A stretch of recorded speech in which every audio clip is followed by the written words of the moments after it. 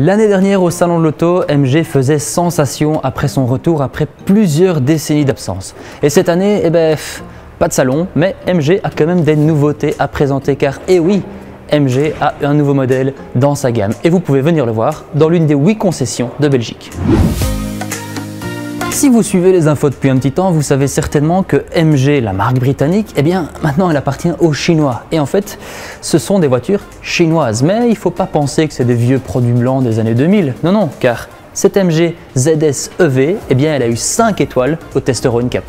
Et MG, c'est une marque pleine d'ambition. D'un côté, elle veut se rapprocher de ses sources en mettant son centre de design, à Londres. Et d'un autre côté, elle a offert l'année passée 7 ans de garantie sur sa gamme. Alors là, pour l'instant, il n'y a aucune marque européenne qui fait la même chose.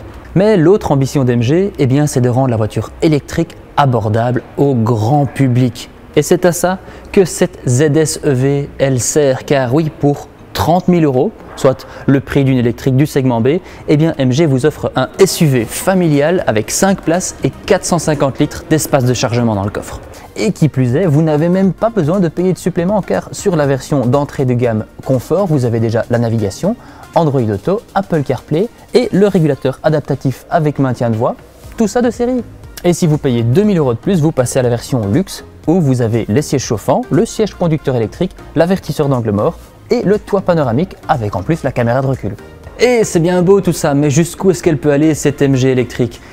La marque parle d'une autonomie de 263 km. Et pour l'avoir testé en réel, on peut vous dire que c'est une estimation assez réelle en pratique. Bref, vous ne pourrez pas partir jusque dans le sud de la France avec une charge, mais avec la charge rapide, vous pouvez gagner 80% en seulement 40 minutes, soit le temps d'une assez longue pause sur l'autoroute. Et si vous pensez que le ZS EV est un petit peu trop petit ou si vous ne voulez pas passer directement au 100% électrique, MG a encore une fois la solution pour vous. Car en fin de l'année dernière, ils ont présenté cette EHS plug-in hybride. Un peu plus grand certes, mais c'est toujours un SUV et il vient cette fois-ci jouer dans le segment C. Et c'est particulièrement visible à l'intérieur car certes, le coffre fait la même taille que le ZS EV, mais il y a plus d'espace à l'avant et à l'arrière, ce qui fait de cette EHS une voiture fondamentalement familiale. Mais vous voulez sans doute savoir comment fonctionne la partie hybride. Ce système il combine un moteur essence de 1,5 litre à un moteur électrique, ce qui permet d'avoir une puissance combinée de 258 chevaux et un couple de 370 Nm. La batterie a une capacité de 16,6 kWh, ce qui permet une autonomie toute électrique de 52 km.